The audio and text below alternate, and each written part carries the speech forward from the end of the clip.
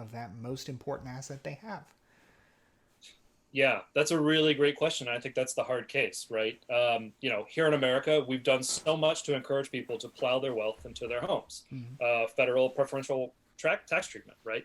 If you buy a home, you get mortgage interest deduction, you get all these capital gains exemptions. So people rationally respond to that and say, well, I could have put more money into an index fund, Yeah. or I could have bought more Bitcoin.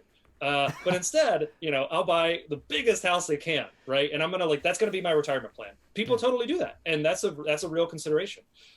I would say a few things. So, number one, the construction of new multifamily near a single family home doesn't actually seem to lower the value of the single family home. In many cases, what we see with new construction is that new construction actually increases price appreciation.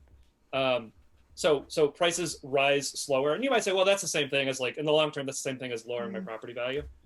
Kinda, right? Mm-hmm. But you have people who do show up at these public hearings, and they're speaking like the apocalypse is impending, right? Like, Yeah. if you build this fourplex on my block, I'm gonna be homeless within a year. And it's like, ma'am, you own a $2 million bungalow in Los Angeles. You're gonna be fine. Yeah. Yeah. But I think this is a serious consider. I think in the longer term, right, the easy long term solution is to say, hey, we should encourage people to diversify. Mm-hmm. We shouldn't heavily subsidize home ownership as a main form of investment.